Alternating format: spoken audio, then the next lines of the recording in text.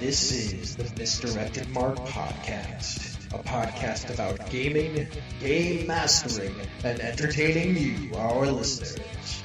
We are explicit, you have been warned, and I'd like to thank Mike Willard for letting us use his music on our show. Now let's pick up those mics and get on with this thing. Yeah, like the intro says, let's get on with this thing. Sounds good. Hey, Phil, what's with the circles? Social distancing, my good friend. I'm just keeping us safe. One chair in each circle. Phil, are these your masks and hand sanitizer? Oh, you know it. We should be wearing masks when we hang out. Bob, he knows this is all virtual, that the house misdirected an imaginary construct, right? Yeah, but he's one of those genre GMs. You know, genre emulation is everything. We just got to put a crack in his vision. He'll snap out of it. Okay, I got this. Hey, Phil, which room do you want to use for the bright light therapy? The what? The bright light? What kind of half-baked, failed science class, only half paying attention in the briefing, quackery? Okay, he's losing it. Quick, before he recovers. And welcome to the third Salon episode of the Misdirected Mark Podcast. Tonight, we return to the Salon to talk about the gaming topics that have come up in our lives, and a quick trip to the conversation corner to see how life is going. But for now, before Phil has an aneurysm, my name is Jerry. I always go last, Phil. Come on. My name is Phil. And I'm Old Man Logan. Unless you put me first, I always go last. It's fair. Okay, all joking aside, if I can just take the microphone for 1 minute, I'd simply like to just start this episode by saying Black Lives Matter.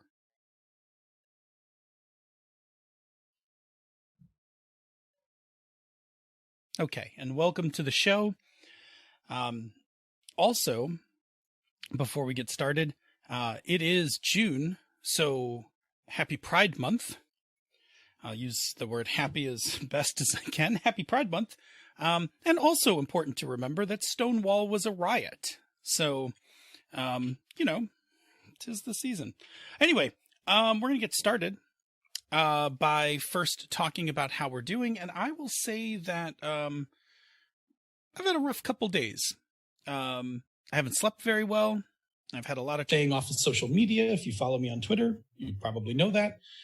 I'm very anxious right now, which is leading to my not wanting to sleep, which is, so some people get anxiety and are like, hey, I'm going to go to bed and then can't fall asleep. I, over the years, have learned a much better trick, which is if I can just stay up until I can literally not stand, I'll sleep no matter how bad I feel. So when I'm anxious, I tend to start really cutting heavily into my sleep so that I will just be exhausted and pass out. So anyway, I'm coping with it. I do need to get my sleep kind of back under control. It's been very messy. I am functional, but I am a little rough around the edges. But that's me. Jerry, how you doing, bud? Pretty good. This week has been a little bit crazy. I went out of town last night. Same thing. Didn't sleep well this last night. I'm presently operating on about 2.5 hours sleep. And that includes a 3.5 hour car drive. No, other than that, I've been more or less kind of getting through. The Slack Room for Life has been giving me a lot of life and spoons every night, because no matter how weird the day gets, between my wife Lily and then being able to get on and chat with you guys at night has kind of brought me grounded, so I can start each day kind of just kind of ready to go for the next. But the weather's been better, so it's been kind of nice, and we just keep moving forward. Plus, I had a great week of gaming, which we'll talk about later. Phil or Bob? Yeah, I thought I was doing okay. I mean, first of all, let's ask you physically, how are you doing? Because we missed last week's show. Yeah. I am probably about 95% better. There's still some lingering soreness here and there. Little bit, especially in my fingers from trying to lift my lawnmower and drag it out of the mud. The edge of the thing was digging into the gap between the knuckle and the first thing. And I'm quiet. Okay, so let's just bring this up a little bit then. But yeah, I physically I'm pretty good. Mentally, I thought I was having a fairly good day until we got to the show and we launched and did the intro and the opening song, and then I realized that I never clicked live. So the stream went live after we did the opening bit and the music and the. Oh well, at least the recording will have it. Well, okay. Yeah. Oh, there we go. Well, that's all right. That's not the worst. Oh my God. Listen, that's not the worst. No, it's just like I thought I was, I thought I was dialed in, and like, hey, it's like, whoops. But yeah, other than that, it's been interesting. Thankfully, I've had work to do for work. So yesterday and today, I actually did work. Today, I worked a fair chunk, so the day flew by pretty quick. So yeah, it's one day at a time, chugging along, doing the thing. Nice. Well, let's jump over to one thing and talk about like one cool thing going on. These notes are a little stale, so I will tell you you're free to come up with another thing. Yeah, I bounced around a few things. Yeah. I did some editing, so. So, Bob, why don't you just keep us rolling? Yeah. What's your one thing? So, I have a lawn service now. What? After the debacle with the back 40 and getting the lawnmower stuck, my housemate was like, screw this. I know a guy. He knows a lawn service. I'm going to talk to him, see what's what. And next thing I know, 2 days later, the next day, it was Wednesday, these guys show up. And they come out and they start cutting my front grass, which had already been cut, but they'd start doing it again. They went in the back, they cleaned that up, and then they weed whacked everything, which is the thing I absolutely hate. So I have a lawn service now that's going to come out once a week. They're going to do the front yard and the back 40, which is the backyard that's outside the fence, and they're going to weed whack everything, and I'm not paying for it. And I have no idea how much it costs. Dude, you've made it. Like I that's know. I can't think of something more spectacular than a lawn service. I'm like, all right, I don't have to worry about it anymore. It's funny I say that jokingly. You mentioned that. Yeah. Only because I hate doing lawns, right? I actually despise my lawn, but I had to invest 15 years in my lawn service. Yeah. Yes. It's good to have kids. Yes. There's a couple lawn services that do people on our street. And so last weekend when I went to go mow the lawn, with my asthma, by the time I'm done mowing the lawn, my breathing is not great. Yeah. And so the guy was mowing next door. And so I just walked over to him and asked him, do you have something that you can get us? And he just handed me his sheet. So starting next week, we're also going to have a lawn service. There you go. The guy charges $20 once a week to do the front and backyard. Oh man, that's a steal. Yeah, I'm sure ours is probably more because my back 40 is huge. Yeah, it's huge. Yeah, but, Bob's yard is very rectangular. Like it's from the street. You're like, oh, Bob's house isn't that big until you see where the end of his property line is behind the house. Yeah, the property is 60 feet by 290. Right. When you pull up in front of your house, you're like, hey, that's a cute little house on a little on a little front yard. And it's like, yes, but there could be a whole other house behind it. Yeah, I would say probably about half of it is the back 40, what we call the back 40. That's half an acre, Bob. That's 0.59, I think. Yeah. If I recall correctly. It's a thing. So now I don't have to worry about keeping up with the Joneses. I know my neighbors did not like the fact that I would not cut my lawn every week when it was down to me, because when it's spring and everything starts growing, my allergies kick in. So if I go out and I cut the lawn and I forget to wear a mask, I'll be like allergy ridden for like 2 days, where I'll be just like everything's all messed up. Well, luckily for you ought to check in. Luckily there's a whole mask thing going on right now. Yeah, luckily for you, masks are in. Yeah. You want to check into that. What else they can do? Because the guy who does ours also does snow plowing in the winter, and he charges a certain amount per plow. I've got a snow blower, but I'll tell you what. Having somebody just give them a call and have them stop over to do the driveway, so I can just touch it up with the snowblower is a good deal. Because, same thing. My asthma doesn't make that super easy, and being able to do it when I need to is nice. But Yep. Yeah, I don't honestly mind the snow blowing part, except for the fact that my snow blower is now 20 years old, like my lawnmower. And I think the riding lawnmower is dead. I may have to get a push one for the interior part, but there you go. But yeah, it's really good. But yeah, that's me. Jerry, what's your one thing? Doing good. I played a ton of great games last week, and 3 of them kind of wrapped up. And one of them, 2 of them wrapped up, and 2 of them wrapped up the campaign arc. And so lots of good stuff all the way across the board. We're going to talk a little bit more about a couple of them next, coming up, but that's been really good. And I had a couple of good job interviews on Monday. I'm trying to get a new employee at the office, and we've had a little trouble having people actually show up for interviews. And we had 2. And when you're interviewing to hire somebody, the worst feeling you have is when you interview a bunch of people for a day or 2 and nobody is qualified. You're just like, Yeah. The flip side, when everybody's qualified, is much easier. And this was the first guy that came in, like, yeah, you know what?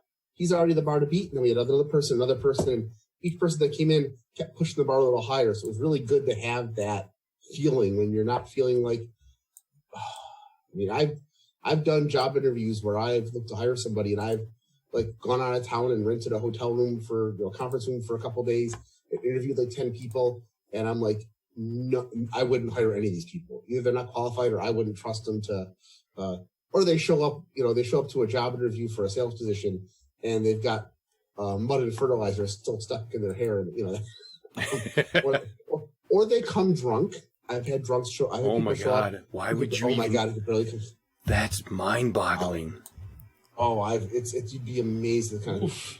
I had one guy come in and explain to me how long he has to work at the company to get enough of his to get enough experience, because he's looking at this as a stepping off position, and so all he wants is to get some experience in this and that before he leaves. Not a wait. Tips on how not to nail your interviews. Yeah. Okay. Yeah. So it's been fun. I'll be really quick. I have been over the last week or 2 cooking away. Not last week, but the week before, I made myself a delicious Asian inspired brunch. I borrowed a recipe from Senda for scallion pancakes, and learned to make some very delicious scallion pancakes. Cool. That came out. They came out fantastic. They tasted just like the restaurant, but not nearly as greasy. They were really, really, really good. And I learned how to make dumplings, pot stickers, the frozen kind. I have a recipe for how to make them by hand, but I have not been ambitious enough yet to get into that. So I bought the frozen ones from Wegmans, but I learned how to cook them so that they come out as delicious as you get them in the nice as you get them at the restaurant, with one side super crispy and then the rest of it doughy and chewy. So I made myself this really nice spread. 2 Sundays ago, and just had this delicious brunch and treated myself, and I felt wonderful. I have been on Sundays taking the extra time to do cooking for brunch. Yes, this will take me longer than just making my normal same breakfast that I make every day, but what the hell? Why not? Why not live a little? And to be honest, I actually I like the act of cooking, right? I like cutting things up, and I like preparing things, and so that was good. And I've also, because I've been enjoying my cooking, I am slowly convincing my dad that he should make me a chef's knife. Yeah. I have one in mind, a design for it, because I've seen it on this YouTube video. But as you know, my dad's stuff is rocking. Brilliant, So ridiculous. I would be completely honored to get a chef's knife from my dad to cook That's with. awesome. All right, I'm going to move on to a few announcements before we kick into the lounge, or I should say before we kick the lounge into full gear. First, I want to just call out the Little Box RPG by the Story Gamers. I should say Little Box RPGs. There are two of them by the Story Gamers. I think this campaign is going along smashingly, if I remember the numbers correctly. But there are two small box one-shot games that come in this Kickstarter. Village Song, a game of leadership and change, and Our Mundane Supernatural Life, a cozy game of extraordinary daily living, where like one person is like a supernatural something and the other person is like completely mundane and they're in a relationship living together. I think it's fantastic. Yeah, they are doing quite well. 6 days to go. They're at 25,854 out of their goal of 13,577. So fantastic. I backed this day one, and I think from the look of it, this is similar to For the Queen. It's just an open the box and start playing kind of game. Yes, yeah, I agree, and that was exactly the reason I bought it, because that is something that I want in my collection. I want quick to deploy. Not that con life is going to be a thing for a little while, but that kind of between sessions back at home base at a con, want to play something, but don't have a bunch of stuff organized. Just like break one of these things open, throw it out on the table and get going. Yeah, that's a great idea. I love the idea of games like this, and I'm very excited to see how they come out. I looked at it today and I thought about backing them, but then I was like, okay, Jerry's already got them backed. I'm like, Phil may back them. Yeah, I already backed it. Phil backed them. So. I'm like, we don't need another set in the group, and I'm eyeing up that pirate board game that now I can't remember what it's called, but they're like in the last like 48 hours, and that's like going to be like $145 if I back it for the deluxe version. Yeah. But it's got like story game elements to it besides just being a board game, and that's the thing that really intrigues me about that one. Sea of Legends. Sea of Legends. Thank you very much. And that was Jason. Yeah, there's tons of really good writers that are on board for that to do the story bits and stuff.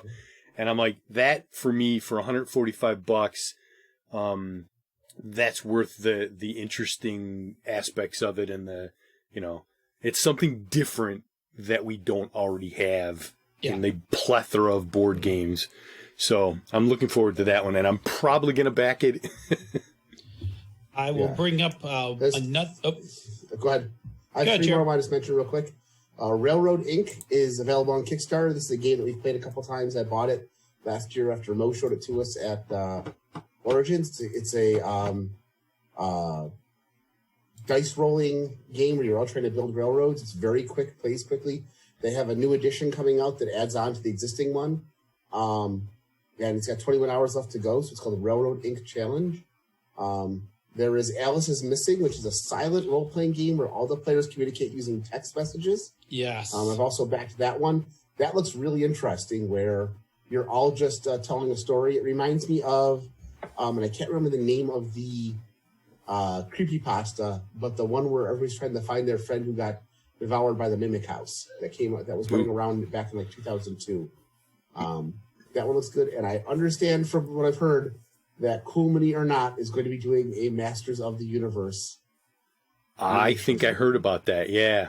Yeah, that's as long as they don't do the silly chibi looking characters with the giant head and the regular bodies, I'll be all in for that. That thing.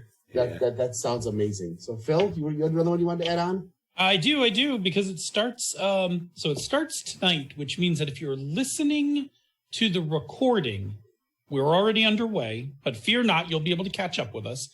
And if you are listening to us live, you probably already know about this. It's been mentioned in the Slack room and it's posted on the discussion boards. But I just want to bring up that we are tonight kicking off. And I say by tonight, I'll just be clear. This is the 2nd of June. we are kicking off the Misdirected Mark Star Trek The Next Generation Watch Club. What this is I have, with the help of some other misdirected markers, I have curated 60 next-gen episodes across all 7 seasons. There are definitely going to be gaps. I am standing by my picks, but I have like some supplementals that'll probably come out after we've watched all 60. But 60 curated episodes, and my criteria for curating them was that they are either excellent examples of Star Trek, like excellent Star Trek episodes. So, for instance, Darmok is, of course, one of them, because that is just an amazing Star Trek and science fiction story. And then I also picked ones that did world building for the Star Trek universe. So if you later go on to watch Deep Space Nine or Voyager, that episodes from this curated list will help you understand that. So Ensign Rowe is an episode that introduces the Bajorans. So that's, that becomes the stepping stone for heading into DS9.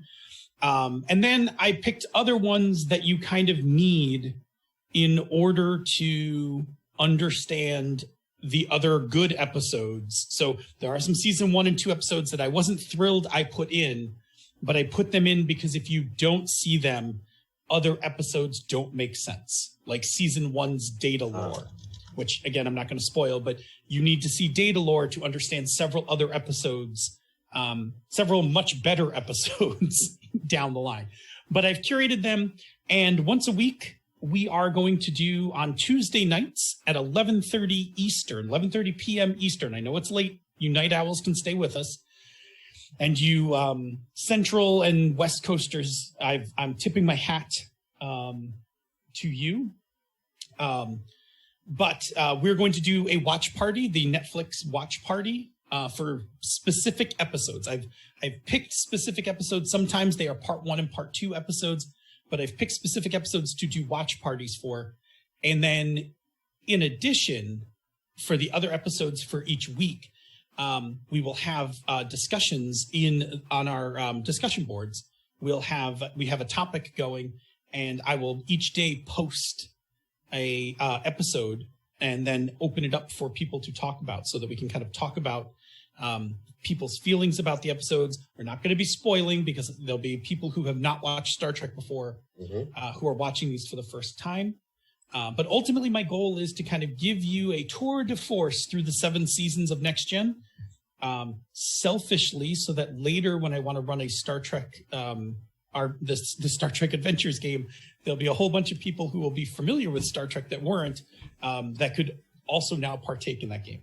So I'm considering it prep work down the line. So yes, I am working away on that, and we'll be kicking that off tonight after the show. And already the week 1 episodes, week 1 of our watching are posted. I think there's a total of 5 other episodes for the week. And basically, if you just like watch 1 a week, you are, or one a day. Like if you just watch 1 a day, you'll be able to keep up with this. That's been my goal, is to basically if you just watch 1 a day, 45 minutes in most cases. There's 1 or 2 weeks where we're going to have to squeeze a few extra ones in, because I wanted to get to a specific episode for the watch party. But for the most part, you just got to basically watch 1 a day. Yep. Anyway, all the information for it is on the Misdirected Mark discussion boards, not in the Slack rooms. You do not have to be a patron to participate. You just have to go sign up for the boards. Look in the 3rd section, I think, in the other stuff. You'll see it there. All right. Engage. Make it so. Make it so. All righty. Let's move on to the feature segment and kick back in the salon. Do we have a little bumper sound? How about this? There we go. Approved. Cool. Really quick, once again, we've done a couple of these now, but just a reminder, the salon is kind of a more relaxed format for us. If you are popping in for the first time and you're like, hey, these guys sound interesting, is this what their show's like every week? No, it is not. Is it like this right now as we're in the middle of a pandemic and civil unrest and stuff? Yes, it is. This format is a little more kind to us in terms of a little less work to assemble. Excuse me. Especially on my part. So it does make it easier for us to be on the air without so much extra work during the week when my spoons are a bit lower. So that all said, if you are enjoying these if you're enjoying these Salon episodes, that's great. We'd love for you to listen to us. If you're like, these guys sound interesting, but do they do anything, more structured? By all means, go back to any of the episodes where we have numbered them and give a listen. I think, Bob, what would you say? If you were to go back in the catalog, I wouldn't go back any further than... I would say like 167 is a good jumping on point. Sure, I wouldn't go back any further than that. It's all sketchy before that. 167 on is really when we hit our stride. So yeah, with that said, the Salon, we always start with a quick discussion, just kind of talking about the games that we've been playing in the last couple weeks. And I will stop talking since I've been talking for a bit, and I'll go last. But Bob, why don't you take my spot and tell us about some of the games you've been playing?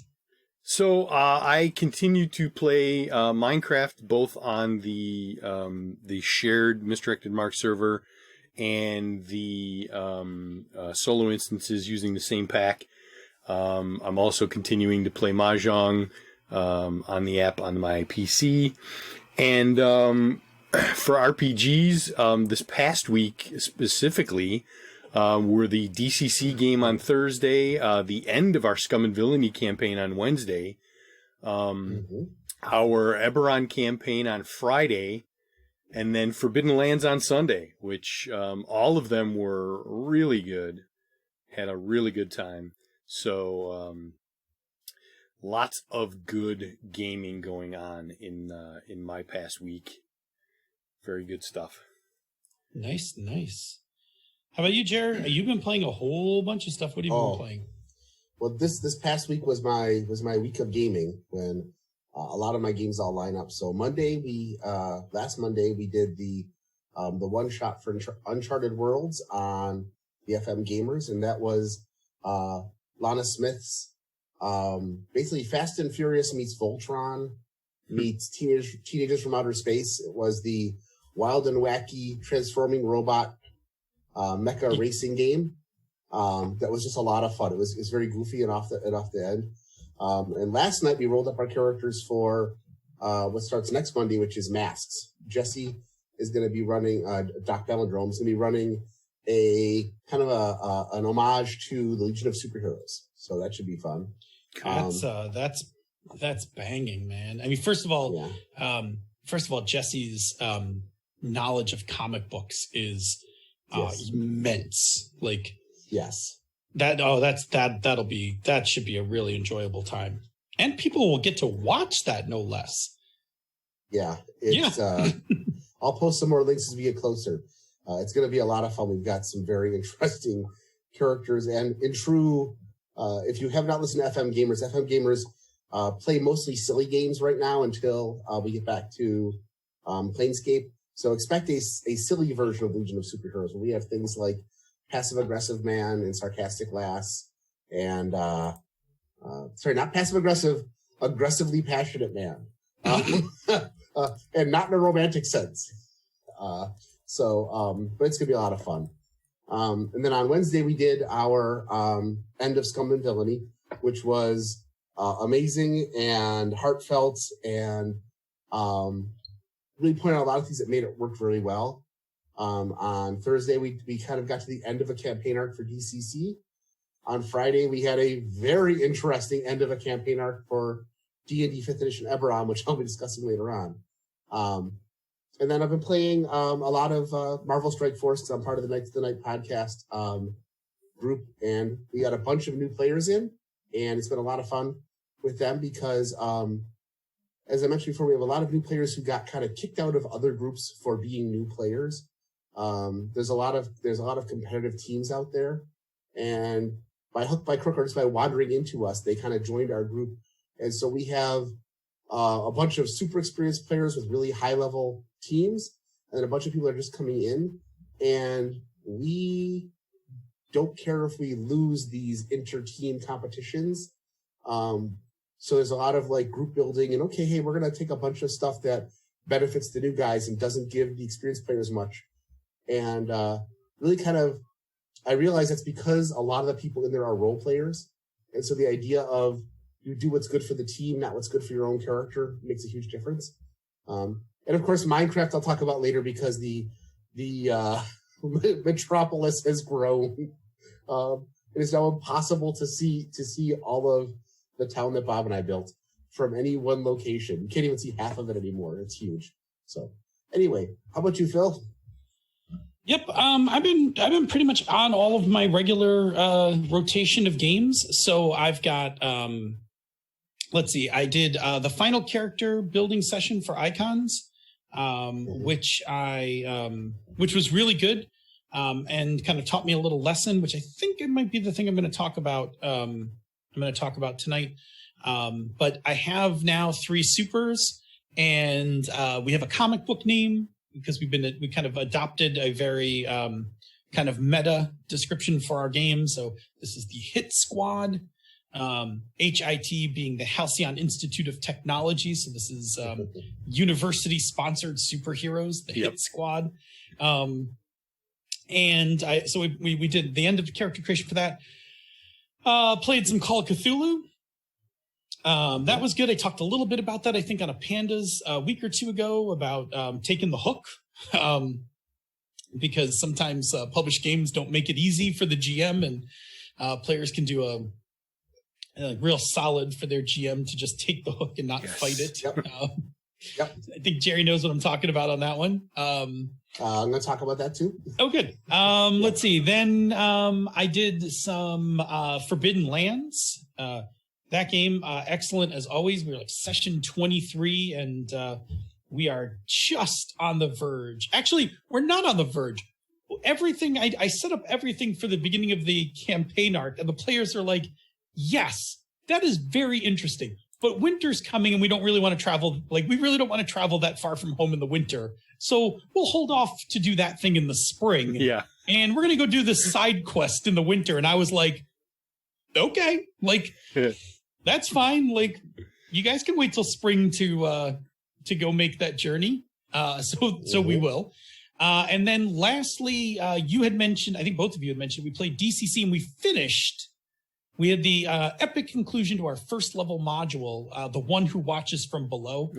I rather liked that module as a first level module. I thought it was fairly bonkers. As in true DCC style. Oh, yeah. Their adventures are just wonderfully bonkers in a way that are both absolutely terrifying and not impossible to survive for first level players. You guys actually did really well. And so we've now finished that module. Everybody's leveled up to level 2. I have the new module picked out. I can't remember the name of it off the top of my head, but it was the 2019 convention module, the Inn of something. I'm looking forward to running that in 2 weeks. Bob? Yeah. For those who are watching, you want to seduce everybody with your eyes again? Yes. That's a joke in the game. I don't want to give any spoilers, but there's some really interesting mechanics about eyes in that game. And then video games. I've been playing my Mario Kart Tour. The current cup ends tonight. I think I've done about as good as I can possibly do, so I'm ready to move on to the next tour. So the way that game works, right? So the beginning of the tour is very serotonin inducing because you get so many goodies so quick. And then at the end, it kind of tapers off. So I'm ready for my next Mario Kart hit. Been playing, I played a little bit of Minecraft in the shared instance, and I got a little list. Like I didn't really have anything to do. So I switched over and went back a version to one of our previous seasons, and I'm playing a solo instance in the new pack, or in that old pack, and actually having a blast of a time playing with a couple of the mods that we took out that were in that pack that I did not realize how much I missed. Yeah. And having fun with that, because I think I know Ender I was going back in the new pack And that makes me very happy because I did not realize how much I liked that mod until I went back and started using it again. And I was like, oh shit, son, like this mod's really good. Like, I've missed you so. I did. I forgot how much I missed that mod. So anyway, I've been playing that. I've been actually having a lot of fun in that solo instance. I won't get to play it tonight because we're going to be doing Star Trek, but I am looking forward to taking some time tomorrow and playing. So cool. That is our intro. And what I want to do now is, I think time-wise, let's start by each just singling out a single game that we played and talk a little bit about it, but also kind of hit on some gaming, like good gaming advice or topic inside of that. So why don't we just keep that same rotation that we had, and let's go with let's go I think was it Bob first? Yeah. Okay, so Bob, take it away. Yeah, so I wanted to talk about Scum and Villainy. Scum and Villainy has a thing. It's not baked into the game as you must do this, but it is an option based, and it's a fairly, I think, common option because of the way the game is structured, and that is basically troop style play.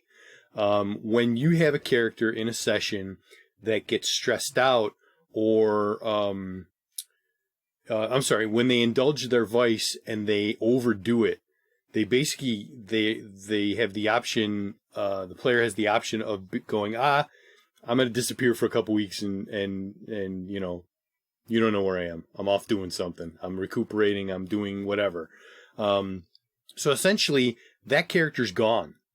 And what we did when that happened was we usually picked up a different character. What we did the first time we had people overindulge was we made up a couple of new characters, and then we said, okay, whoever ends up getting stressed out or overindulging and needs another character to play, just pick one of these ones that's on the sidelines that's not being used, and then away we go. So I ended up, I shifted back and forth a couple of times relatively early, but then I ended up leaning into the secondary character that I created, the physician, the doctor. And I really fell in love with the doctor's main ability, and I kind of spammed it. Yes. Even though you can't really spam it too much because the mechanics are built so that when you use this ability, you have to push yourself. So you put stress on yourself doing it.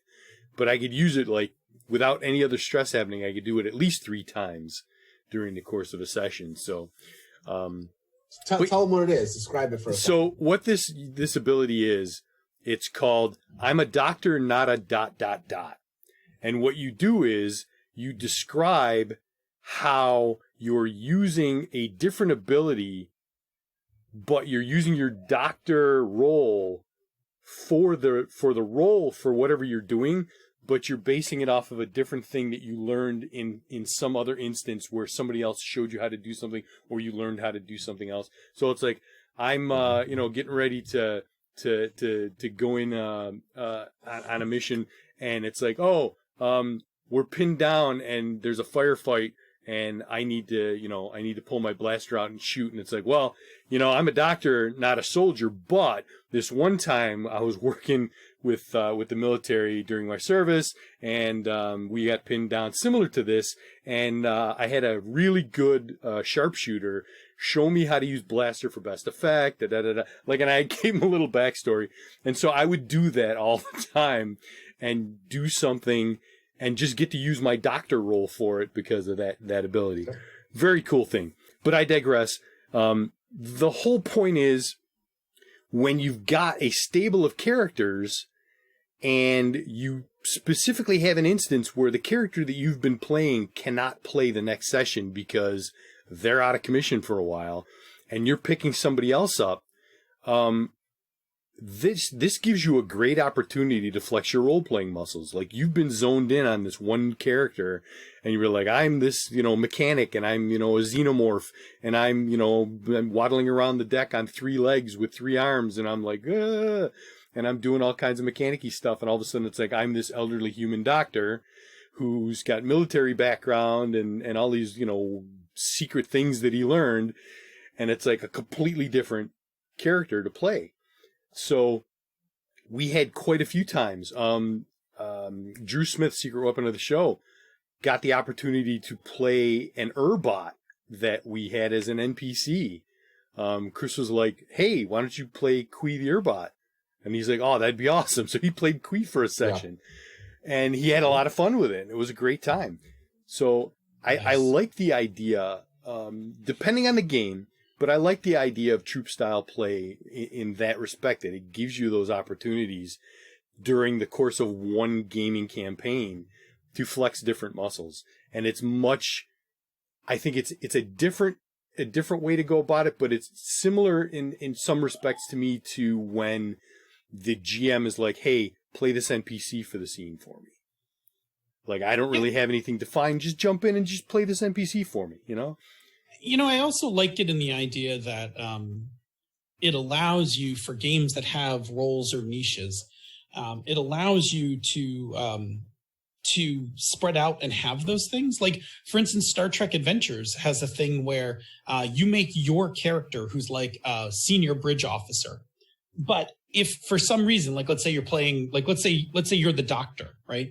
And the away mission doesn't really involve you, there's a way to like quick make an ensign that you then jump into and play. And there's nothing to say that along the course of a campaign that, one, if that ensign lives, because again, Star Trek, but if that ensign lives, that they can't get promoted, right? They can't also become an important character, or that you can't even, and then of course you can use them again if they, survive the away team mission. You can use them again and again. So I like that. And then the last point I'll bring to that is DCC, up to 3rd level, you play multiple characters. Yep. Mm-hmm. So right now our party is enormous. It's like a small mob moving around the dungeon. But it's, what is it? It's going to be 12 now, right? Because I think everybody's cutting to 2 characters. Yeah. Mm-hmm. Right. So it'll be 12 and then it'll be 6 when we reach 3rd. But that's also interesting because I think it also gives you a chance, in DCC, it kind of gives you a chance along the way to be like, well, which one of these characters do you really like? Right? Like here, play a bunch of sessions with them and kind of settle out on which one of your characters do you think is the most interesting? Cool, let's play that character going forward. And I will probably do something troop-wise or something for the other characters, like those characters that make it to 3rd level, even though all of them won't be going adventuring. The idea of being like, cool, why don't you guys just keep those extra characters on the side in case a character doesn't come home from an adventure, or after, you want to, like, an adventure's coming up and you're like, yeah, you know what, I think I'd actually enjoy playing this character more. Like, I don't see any reason we couldn't do that. Yeah, that'd be interesting. Cool. Jared, tell us about a game. I think I'm going to talk about Eberron 5e. This is the end of it's actually the end of the main story arc. Chris started by running the present 5e Eberron adventure with a lot of side quests and other things involving our characters. And we've been involved in political stuff and trying to save the city and traveling outside, and some romances and some spy work and everything else. And this week, we kind of had to make some very difficult choices because someone who had been a recurring mastermind villain for us for about half of the campaign turned out to be a resource we could use, and also had been opposing us because our main villain was involved with another plot with them as well. But our sponsor has been trying to get us to take out this mastermind. And so last week, we met with the mastermind, explained to them the situation, and basically negotiated to remove the hold that the main villain had over them. And we did that this week. And we foiled the main villain. We got the mastermind in a position where they are another resource we can use. I wouldn't call them an ally, but they're definitely a resource we can use. But also pretty much cut our ties with our main patron, which is also good because the campaign is about to shift. And when it comes back, we're going to be going out of Sharn, which is the main city in Eberron, somewhere else. This gives us a reason to do that. And also made some issues because by ticking off our patron, I also ended up kind of frustrating my character's romantic interest. And it was neat because throughout the campaign, we had a couple recurring villains and a lot of friendly NPCs. And initially, the villains were just overwhelming. As the game went on, the recurring villains got to the point where they no longer seemed unstoppable, just difficult. And the last adventure, we could have actually made a push towards fighting and killing the main villain. We were down on resources, and our party is designed for role-playing and espionage, not straight-up combat. And so a knockdown, drag-out fight was probably not in the cards for us. But this is different than from another couple campaigns. I've been in a campaign where there have been a couple of recurring villains, and that problem has been that the villain always seems to win in that other campaign that I'm playing. It's not the Eberron game, where no matter what we do, we kind of foil the villain a little bit, but their main plan succeeds. And for a long time, it was feeling like it doesn't really seem worth trying to stop the villain because they always get away. They show up, kind of mock us and leave. And also, okay, so we stopped this little theft they were doing, but it turned out once again to be a distraction while they pulled off this other plan somewhere else. And that was not the same. That's another published adventure series for a different game. That seemed to leave everybody constantly feeling demoralized because it didn't feel like we ever succeeded. That's something that you do that maybe a couple of times here and there, and to build up that frustration and that like, oh, I hate this guy, and then you let him kick his ass, but you don't keep doing it over and over and over. In that other campaign, not Eberron, we were actually at the point where several times we've considered simply joining the bad guy because he seems to have his shit together, and the people sponsoring us don't. Oh, and do you pay well? Do you have a retirement plan? Like what? Yeah. We don't get any resources. We don't get any. Well, now we do. Finally, we kind of talk with the GM. But the way that it was a published adventure, and as we've talked, I think we may talk about this with Call Cthulhu about taking the hook and everything. Sometimes published adventures do a crappy job of motivating the players. This one, Eberron, Chris did a really good job of. Like I said, the villains were interesting. They were interesting to interact with. They were interesting to go up against. Initially, they really frustrated us. But like the third time we encountered the Masterminds flunkies, we completely defeated one of them. It was a major victory and gave us a reason to work with that Mastermind in the future where our main villain, I'm being vague here because it's a published adventure. I don't want to ruin it for other Eberron players. Sure. Yeah. The main villain turned out to have their own plan, and figuring out that the enemy of my enemy is somebody we can use as a resource became worthwhile. And having to make that choice was wonderful for the game because we could have foiled the Mastermind and foiled the villain and kept our patron happy. We could have just fought the villain and see what we could do and make nobody happy. By frustrating our patron, I think we've done the best thing we can for the people we cared about. And so when doing a campaign, creating interesting NPCs based on who the characters get hooked up with. Yeah. We've encountered lots of NPCs, but the GM focused on the ones we thought were important. Yep. And I think that's important to do. And now we're ready to leave the city because I think damn near everybody wants us dead, and the people that were keeping that from happening no longer have an interest in protecting us. So it's time to leave. So, Phil, I mean, it sounds like a reasonable idea. We ended up having to make a bunch of hard choices during the course of the time that I've been in the campaign, and it's like really fun. Great. So I'm going to talk about Icons for a little bit. Icons has a character generation system.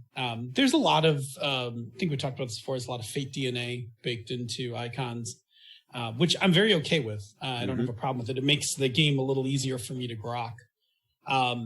But we've been doing a lot of our character building. Like we got through the mechanical part of our character building because it's a superhero game. So there's always this mechanical part of like, what do your powers do? am I doing all the things I want them to do? What's your background? All of that. So we kind of got through all that. And we spent some time this last session talking about, like, how did your team come together?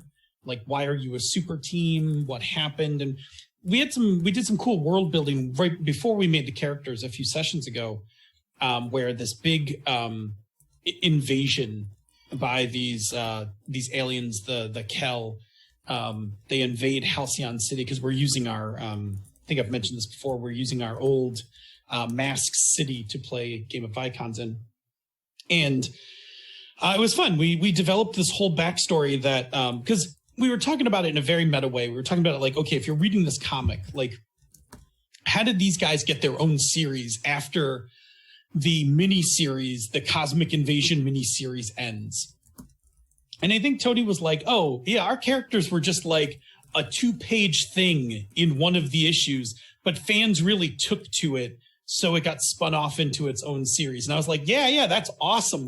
What are those 2 pages? And so as everybody kind of collaborated, we decided that these heroes had come together kind of haphazardly to defend the city college, the Halcyon Institute of Technology. And I think it was Bob. Bob, was it you who named him the Hit Squad? Yep. Yeah. So then we put all that together. And then I had like a whole bunch more character background stuff that I wanted to do. I had this whole thing about like figuring out NPCs for all the characters and all this stuff. And I was ready to do it, but it was something I think that Tony said as we were answering all the questions about the background, which was, Tony was like, yeah, I don't know about that. I won't really know about it till we play a little. Mm-hmm. And I was like, all right, you know what? We're going to stop doing character gen. Like, this last idea I had for character gen was perfectly fine, but I don't think we need it to get started. And it got me really thinking about balancing the ideas of planned backgrounds for your characters, that is, the backgrounds you come up with when you're making your character, versus emergent background, the details about your character that come out during play. And that really there is a balance point. Like, we could have had a whole extra session mm-hmm. to flesh out like 5 NPCs for every character before we started playing. But one, it would take us even longer before we actually get the game to the table. 2, we may turn out not liking this game after we've played it a few times, so we will have wasted a lot of time making characters. And 3, it's really hard to make really compelling things when you don't have a few sessions of the game under your belt, right? This is why, and I'll bring this up because it's topical to me, because we're doing the Star Trek Watch Club. It's why the first 2 seasons of Star Trek are not as good as the other 5 seasons of Star Trek, is because there's a certain amount of world building that has to occur before there's enough meat on the bone to start really doing cool stuff.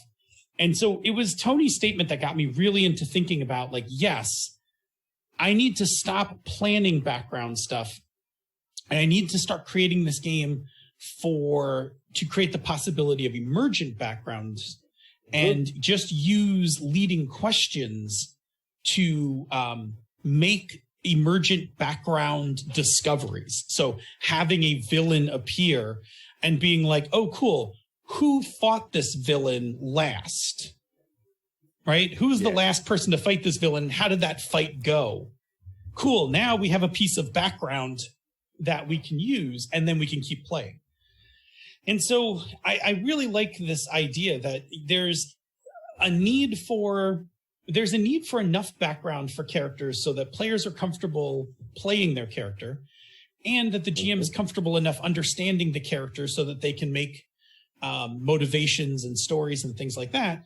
But then after that, like, get moving. And if you want more background, do it in the emergent manner, have it come up as part of your play, because the more you play, the more things the players will have to pull from when you ask questions later. So it's that old thing about the 12-page character background when you come into the session. You're like, here, GM, I wrote 12 pages of backstory with full details of my life up until the point where we start this campaign. And it's like, that's great to get your own head, but leave gaps, leave holes, so that during play, something interesting happens. You're like, oh, you remember that organization that I used to work for that I loathe right now, that I never actually named? It's those guys right there. That whole, it feeds into that emergent concept. And if you do all of the planning ahead of time, you're missing opportunities to let stuff happen organically that are, that to me bring more depth to the characters and the campaign.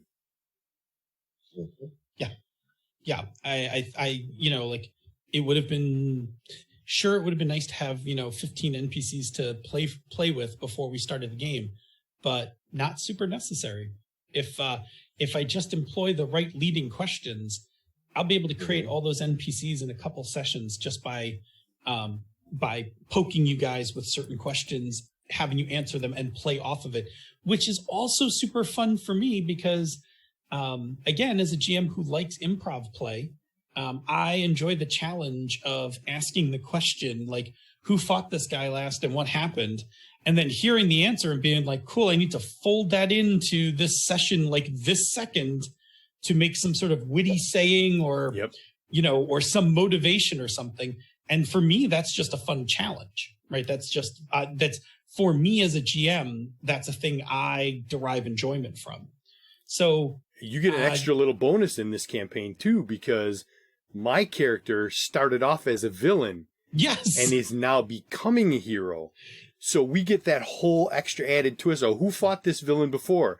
Well, it's like, well, maybe not one of the heroes. Maybe I ran into this person. Maybe you were teamed up. Maybe we teamed up and then we had a falling out or whatever. Like, there's going to be a whole different level of weirdness that's going to emerge from that I think everybody's going to have fun with. I'm super liking all of those ideas, right? I'm pretty excited. I'm really hoping that the icon system holds up for our level of our rigor of play, because I like the characters that we have. I like the comic book idea we came up with, and I always like running super stuff because I do have a secondary nerddom. I'm minored in Marvel comics, Marvel 80s comics.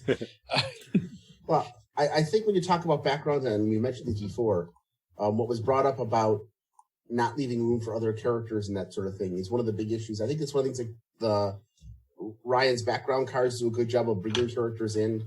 I like the idea of emergent play. I like anything where I always hate when I look at somebody's background and it's all about how cool they are or about how tragic their backstory is. Oh, woe is me, my parents are dead. And less about this is how we met and this is the cool things we did, or this is what happened and this is why it's so different. Even in last night's thing for Masks, the superhero game, Lana decided that my character's parent is one of the major supervillains, and she decided that that they fought her grandparents, and then figured out that they escaped because her grandparents later busted that same villain out of prison, and we don't know why. And that was nothing about us. It was about all these dramatic hooks that are going to come out later on. The GM is going to drag on to make the story interesting. Yeah. And I think that we need to see. I'd like to see more of that in role playing, and more emphasis on that for backstory,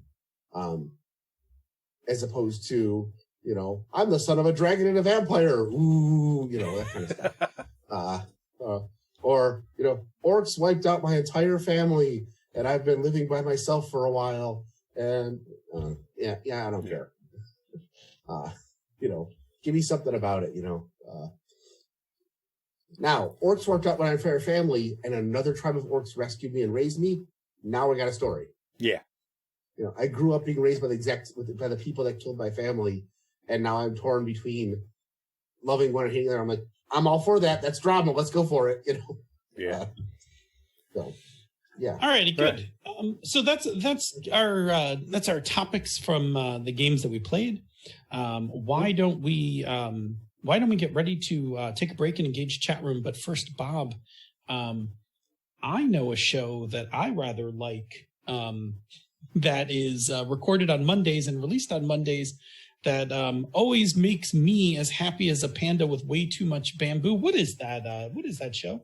You're probably talking about Pandas Talking Games.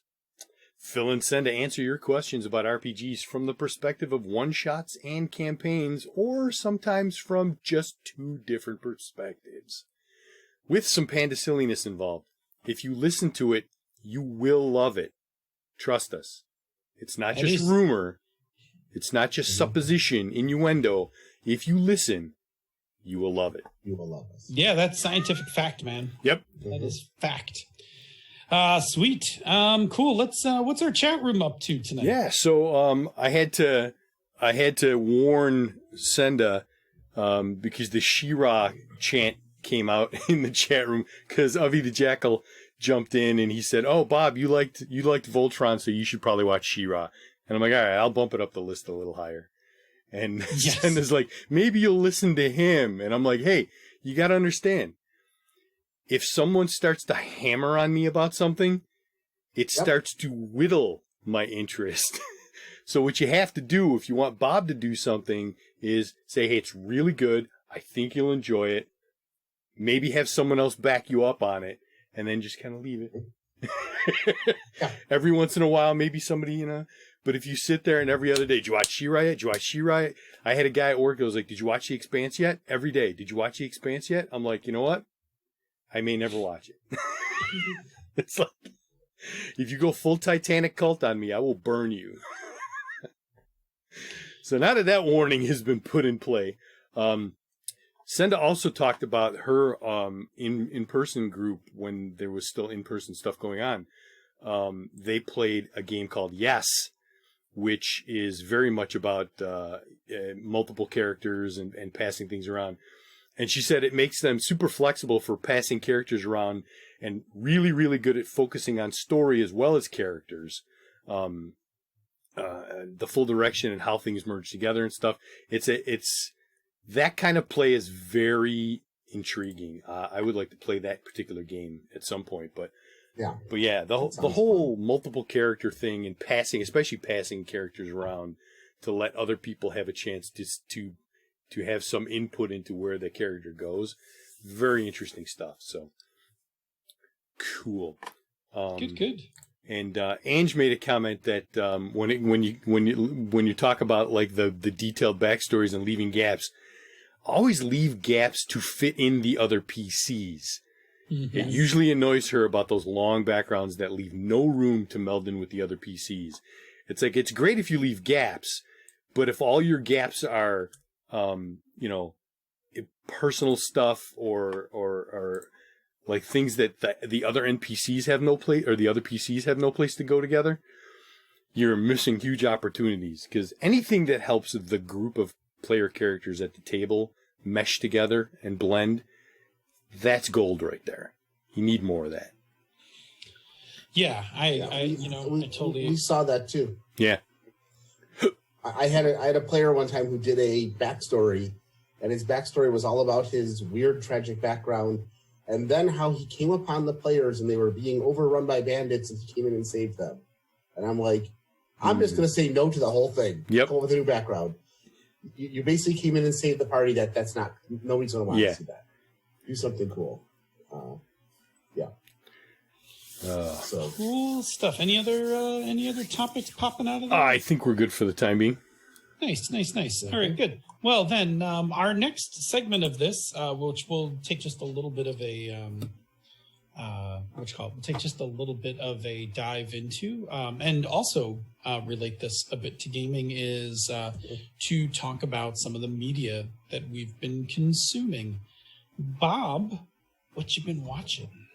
So, lots of food TV, between regular cooking shows of varying styles and focuses to the competition shows, Guys Grocery Games, Chopped, all of those shows the supermarket stakeout is brutal.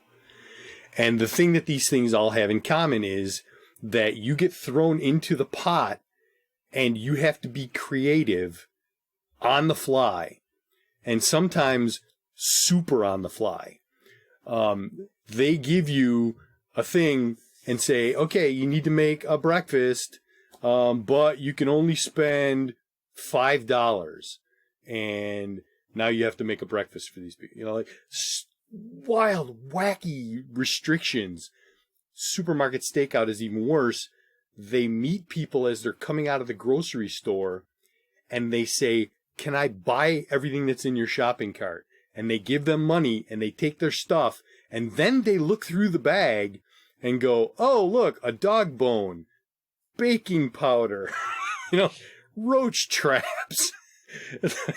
And you've got to find stuff in there that you can use to make something and be creative with it. Oh boy, you better really size up the people you're asking groceries from. I know. I've seen a couple of them where they're kind of like eyeballing what's in the cart before they ask, and they're like, and a nod, and they. I used to be I was a cashier for 8 years. Like, there's a certain amount of grocery profiling you can do based on seeing what people buy, or seeing people week after week and the things they buy.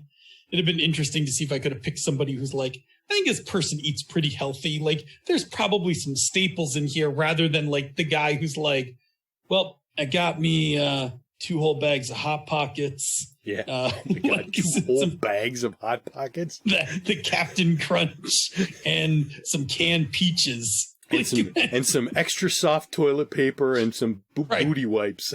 Right.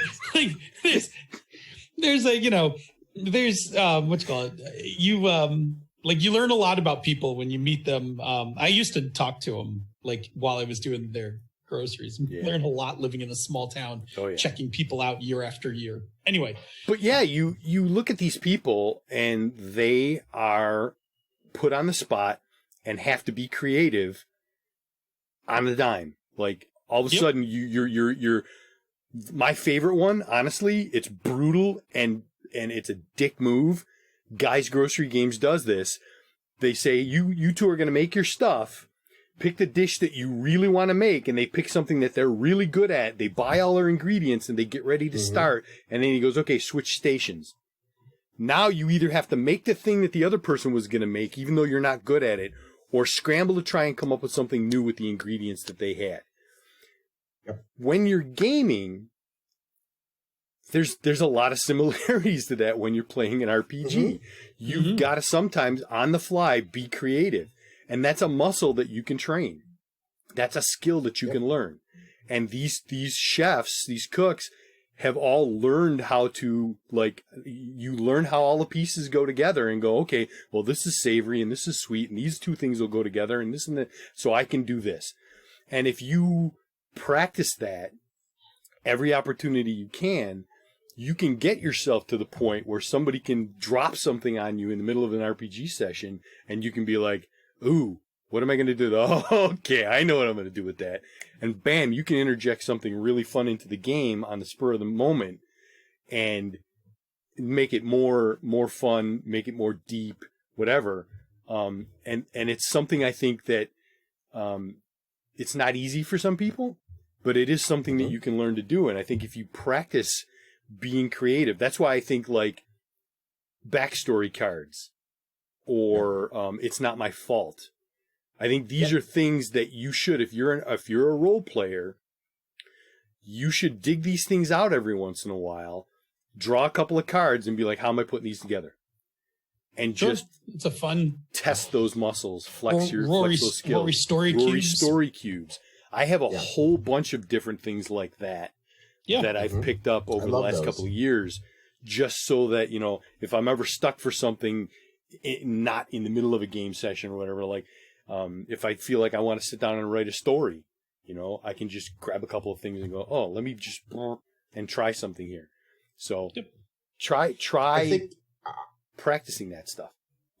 I think it also goes back to what you talked about with the Forge in the Dark games, that when you talked about guys, the switch baskets, doing that kind of collaborative character thing where you design the other player characters as a group, but then somebody else picks them up and plays with them a little bit.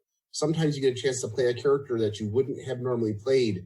You get a chance to really flex your creativity because you're playing something different. It's part of what I like about conventions where you go sometimes and it's like, okay, here are the pre-gens for this adventure. And they're designed because they actually will work with this adventure. Always a good idea. You might end up playing something you don't normally like. Oh, I normally play the heavy, or I normally play the one like alien robot non-human, but this time I'm stuck playing this. You get a chance to play that and flex your role-playing skills. And I like that a lot. So that's a really good thing to learn. Being creative. Nice. Jerry, how about you? Oh, okay. I was just gonna keep that same flow going for tonight. Okay. Tell me about one of your shows. All right. I think I'll talk about The Expanse. I watched seasons 1 and 2. Season 1 was really good. It moved along. Season 2, also good until they got to the end game.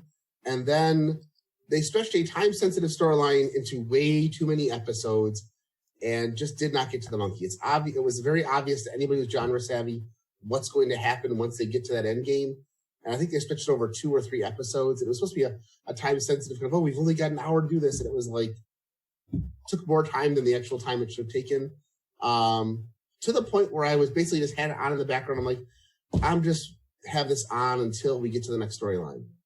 And I've seen that in games where I've played games to the point where both as a player and as a GM, as a player where once again, we're following a bunch of clues or following a plot line and it's okay. Last week we fought the minions of the villain. This week we fought the minions of the villain. Next week we fought the minions. You know what? We're just no longer interested anymore. Or as a GM where I've got a plot where I want them to go and look here and here and here and here to find clues. And the players just aren't looking at that. I recently ran The Lost City, the classic D&D adventure. My players aren't really big fans of dungeon crawl, but they literally just were trying to make a beeline for the bottom of the top of the pyramid. They didn't explore any of the side rooms at all. If it didn't have like, this is an important plot, they just avoided it. I think out of there's 100 rooms in The Lost City and I don't run all of them. I think they explored like 13 or 14 of them and that was it. Because the pacing was off. And as a GM, you have to watch this and see, okay, you know what? They've already got, maybe I should just take out these 3 other encounters and just get them to where they want to go and where I want them to go. And not just stretch it out. As a player, I've been in games where the heroes abandon the hook altogether because it's no longer worth their time. And when I say no longer worth their time, I mean it's no longer fun. And Kingdoms have fallen for this.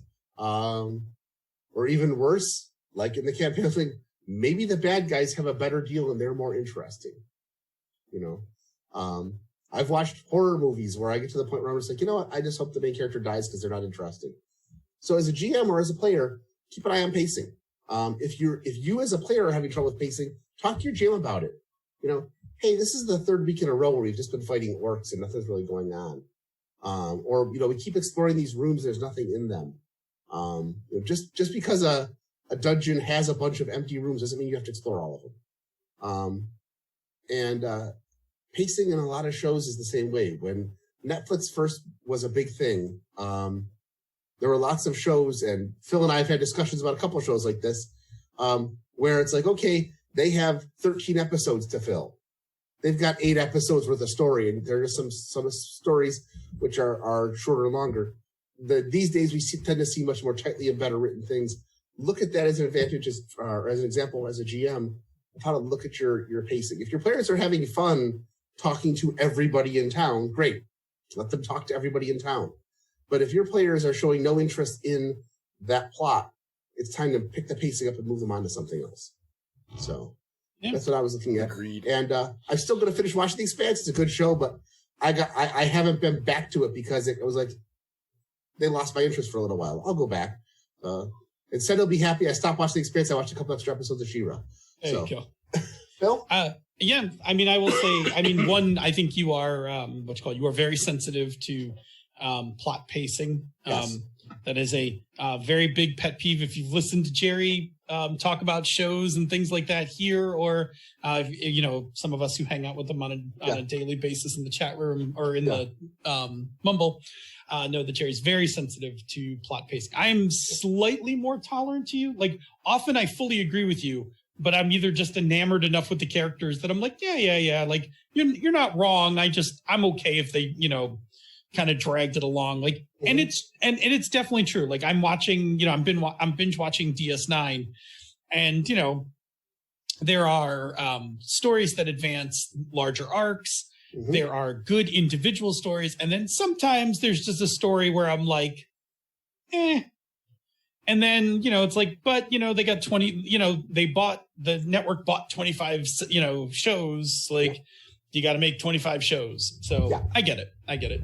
Anyway, I'm going to actually talk about Deep Space Nine, and I want to talk about something about shaking up tropes for your game and kind of shaking up the norm. So obviously Deep Space Nine is about a space station, Deep Space Nine. But in the episode 5 cliffhanger and the opening of episode 6, the Federation has to abandon Deep Space Nine to the Dominion. And the writers let this go on for a number of episodes, and they displace the whole cast. The cast has to move, like, the cast is basically is moved on to the Defiant, and then they wind up going to another starbase. And it's not a thing that they fixed in the first episode of season 6. They actually let it go on for a bit. And what I really liked about it, because I don't want to go into too much detail, because hint, after the Watch Club for Next Generation, I'm going to do a Watch Club for DS9. And I don't want to give up too much of the plot of the show. But what I really liked about it from a gaming perspective is that when you have some established things like a base, a location you play in or whatever, to then shake things up for a period of time by moving everyone to a different location or a different situation, creates all new story opportunities. And as a GM, lets you kind of stretch your wings about telling different types of stories. Like, for instance, in your Ebron game, if all you've ever done is play in Sharn, then, taking an arc to go to Zendrix or to Rote or whatever, is a chance to, like, shake things up a bit. Yep. And it makes, and again, like we've always talked about, beats, right? You can think about it in the same kind of beat structure that, those establishments in your game, like week after week or session after session, if you keep hitting the same beat, that gets kind of monotonous. So the occasional, like, throw everything out of whack and do something completely different, is that change in beats. And that, we as humans signaled to follow patterns and stuff, sense that change in pattern, and appreciate both the change in pattern to a more or lesser degree, and then the return to the original pattern to a more or lesser degree, depending on your preferences for change. But yeah, I really liked that the season cliffhanger was like, we have to evacuate Deep Space Nine. And I was like, oh shit, son, like, right, they're going to evacuate. And then we get to the season 6, episode 1, and I'm like, oh, cool. Is this where they, now suddenly take back Deep Space Nine? Fuck no. Like, 6 more episodes go by, and I'm like, nice way to commit to the arc. Like don't. Like, they told some cool stories while everybody was displaced, and then before it got along too far, they were like, cool, we're flipping it back to normal, and we're going to de-escalate some of the really tense stories we've had and put some lighter ones in, because it's time to change the story beat, and it's time to let you breathe a little before we bring the tension back. Yeah. So that was my takeaway from consuming some media about the idea of shaking up established locations, tropes, and elements. And with that, I'm going to recommend, once again, we skip over our miscellaneous section. Mm-hmm. Or I don't know. I have that marked as perhaps we do have enough time, but I guess we do. Let's talk about one miscellaneous thing. Just one. Yeah. Okay. Talk about one miscellaneous thing each, and then we'll wrap up the salon. So, Bob, pick a thing. Yeah, so I've been, of course, doing retail therapy, much as a lot of other people have been. And I've been picking up things like new sheets for my bedroom, and I just got a new quilt to put on the bed to replace the comforter that's way heavier, so that I have something lighter for the summer. That kind of stuff. Excuse me, sorry. Water. I was thinking about how a lot of my retail therapy has been kind of impulsive. And Sure. and I wondered a couple of times what kind of shopper some of my characters would be. Oh, there you go. Yeah. It's like, would I be somebody that really thoroughly researches everything and looks for the good deal and that kind of thing? Or am I going to go, ooh, I need one of those. Give me that. So, hey, think about that. What kind of shopper is your character? Sure. When I used to run Fantasy Fusion and a couple other games like that, one of the things I used to ask players was, what's the one thing your character collects or likes to buy? And some would say, I just like swords. But some people would get really into that. It gave them something to latch onto. And as a GM, it was really easy. We had one character in one of our campaigns, it was a Warhammer campaign, who loved cheese. Go figure. The C word. And all I had to do when describing something was, there's this valley and this village here, and this is what's going on, and that's what's going on, and this village is known for its extremely whatever cheese. And immediately the player wanted to drive the party to that area. And I knew that it was an easy way to get them there, was get them, just do something simple like that. And the players liked it. As a GM, it made my job easy. It kind of gave the players an idea of kind of where I wanted them to go without having to make it super blatantly obvious. Like, oh, if there's unusual cheese there, Jerry wants us to go there, so we're going to find a reason to go there.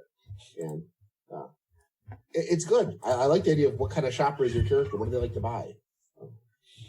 Yeah, it's I remember playing I remember when we were playing Heist, that D20 Modern game. And I had a GM NPC because no one was the hitter in the game, so I had the hitter. I actually had the gunman, not the hitter, because we did actually have a physical hitter, but we also had a shooter. Anyway, I played this part-time hitman who kind of gave up being a hitman and became the wheelman for the group, and his thing was cars. And and I did actually wind up doing some research on actual cars at the time, and Vic did have like a car that he was striving towards, that like once we had hit like a decent, like once we had hit our first, I say big, but it wasn't that big of a score, but once we had hit our first reasonable size score, like Vic went and bought himself that car and was very happy about it, right? Like I enjoyed that aspect of the character. Like he kept dreaming about like, one day I'm going to have like this really cool car. Yeah. I like it. Along the same lines, well, I guess let me jump in with this one, and then I'll give it to Jerry, and we'll wrap it up. Along the same lines, and kind of a similar thought. One of the things that has gotten me through being in lockdown is that I have been buying good chocolate. So not super expensive chocolate because chocolatiers and things like that have been generally closed. But at the grocery store, there is a section of like nicer chocolates, and I have been buying a number of bars of Choco Love, which is a Boulder, Colorado group. And there's some other ones there. There's a bacon chocolate that I actually have my eye on for next week. Right. But I've been buying myself these nicer chocolates. And by nicer, I mean, they're like $4 or $5 a bar. You eat like 2 squares, like that's it, right? It's like it's richer. It's a nicer flavor kind of thing. And it got me thinking that I do personally a bad job of really thinking about like, what does my character eat? Like along the same lines of like, what kind of shopper are they? Like, what is the, like, the creature comfort for this character? Like, if I was a character, like my player would be like, Phil needs coffee, right? Like, like in like nearly every scene, Phil would have like a cup of coffee with him. Because coffee is like a big deal to me. I really like coffee. I like it in a bunch of different ways, and I like it cheap, expensive, whatever. But I rarely do that for my characters. I rarely sit and think like, what would this character find enjoyable in this genre? And, you know, like just like our Jerry, you and I are playing in that Call of Cthulhu game. Yeah. And like, I don't have any like physical likes for Castle, my mountain man, but like that guy would probably like maybe steak and eggs or something, you know, like something hearty. Like he's a big dude, like I mean size wise, big dude. So he probably eats substantial kind of things.